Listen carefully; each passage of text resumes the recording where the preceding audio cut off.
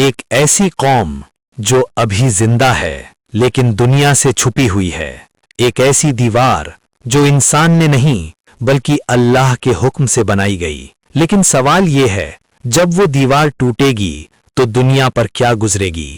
جب ہمیں اجازت ملے گی کوئی ہمیں روک نہیں سکے گا۔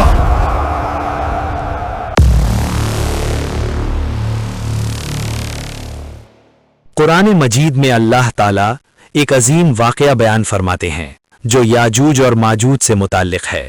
یہ واقعہ سورہ الکہف میں آتا ہے 83 سے 98۔ اللہ تعالیٰ فرماتے ہیں کہ لوگوں نے ذوالقرنین سے سوال کیا۔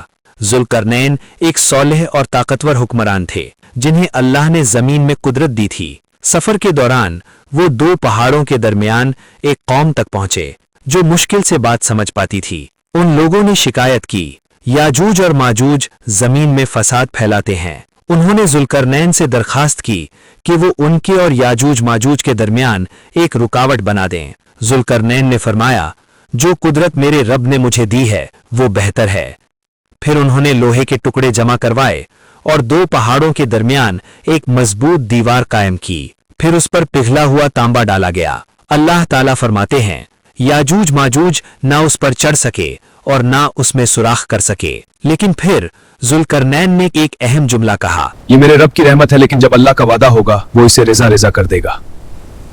یعنی دیوار ہمیشہ کے لیے نہیں تھی۔ اللہ تعالیٰ سورہ الانبیاء میں فرماتے ہیں، یہاں تک کہ جب یاجوج ماجوج کھول دیے جائیں گے اور وہ ہر بلندی سے دوڑتے ہوئے نکلیں گے، یہ واضح دلیل ہے کہ ان کا نکلنا قیامت کی بڑی نشانیوں میں سے ہے۔ یاجوج ماجوج حقیقی مخلوق ہیں، ان کی دیوار حقیقی ہے اور ان کا نکلنا مستقبل میں ہوگا۔ لیکن وہ دیوار ہے کہاں؟ دو پہاڑوں کے درمیان، مگر کون سے پہاڑ؟ ابن کثیر نے اپنی تفسیر میں لکھا کہ یاجوج اور ماجوج انسانی قوم ہے، انہوں نے انہیں بنی آدم میں سے قرار دیا۔ ان کے مطابق روایات کے حوالے سے یاجوج ماجوج کا تعلق یافت بن نوح کی اولاد سے جوڑا گیا ہے۔ یافت کا ذکر ببلکل اور اسلامک جینیولوجیکل روایات میں ملتا ہے۔ نوح کے 3 بیٹے بتائے جاتے ہیں، سام، حام، یافت۔ کلاسیکل ہسٹورینز نے اکثر مشرقی اور شمالی قوموں کو یافت کی نسل سے ریلیٹ کیا، لیکن یہ جینیولوجیکل میپنگ ہسٹوریکل روایات پر مبنی ہے۔ قرآن نے ڈائریکٹ لینیج مینشن نہیں کی۔ کوکسس ہائپوتھیسس۔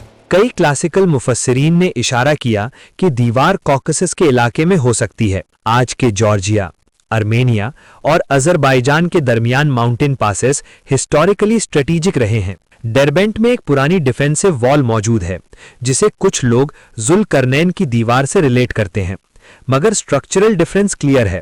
ڈربینٹ وال سٹون کی ہے، قرآن والی بیریئر لوہے اور تانبے کی تھی، اس لیے یہ ایگزیکٹ میچ نہیں بنتا۔ Central Asian barrier theory. کچھ ریسرچرز کہتے ہیں کہ دیوار سینٹرل ایشیا کے کسی ان ایکسیسیبل ماؤنٹینیس زون میں ہو سکتی ہے، قزاقستان، کرگستان۔ یہاں ایسے نیچرل کوریڈورز ہیں جہاں آرٹیفیشل سیلنگ تھیوریٹیکلی ممکن تھی، لیکن آرکیولوجیکل کنفرمیشن اب تک نہیں۔ جاپان نیم تھیوری۔ کچھ پاپولر ڈسکشنز میں یہ بھی کہا جاتا ہے کہ جاپان کا لفظ یاجوج سے ڈرائیو ہوا ہو سکتا ہے۔ جاپان کا پرانا نام عربی میں یبان یا جبان لکھا گیا ہے کلاسیکل ٹیکسٹس میں، لیکن لنگوسٹک سکولرز کے مطابق جاپان کا اصل نام نپون یا نیہون سے آتا ہے، جس کا مطلب ہے اوریجن آف دا سن۔ اس لیے یاجوج سے جاپان کا ڈائریکٹ لنگوسٹک لنک ایکیڈیمکلی پروون نہیں ہے، یہ زیادہ تر اسپیکولیٹو تھیوری ہے۔ قرآن نے صرف اتنا بتایا، وہ دو پہاڑوں کے درمیان بند کیے گئے، وہ فساد کرتے تھے، دیوار ٹوٹے گی جب اللہ کا وعدہ آئے گا، اور صحیح روایات جیسے صحیح مسلم 2937 یہ کنفرم کرتی ہیں کہ ان کا ظہور قیامت کے قریب ہوگا، مگر ایگزیکٹ لوکیشن مینشن نہیں، ایگزیکٹ نیشن آئیڈینٹی مینشن نہیں۔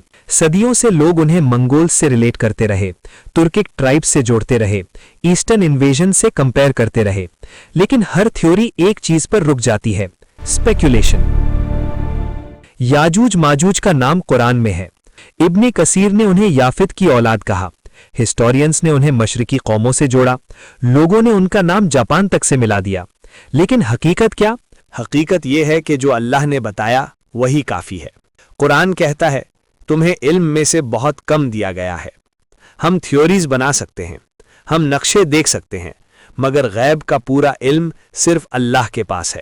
یاجوج ماجوج کا اصل مقام، ان کی پوری پہچان اللہ جانتا ہے، اور جب اس کا وعدہ پورا ہوگا تو وہ ہر بلندی سے دوڑتے ہوئے نکلیں گے۔ تب تھیوری نہیں، حقیقت ہوگی۔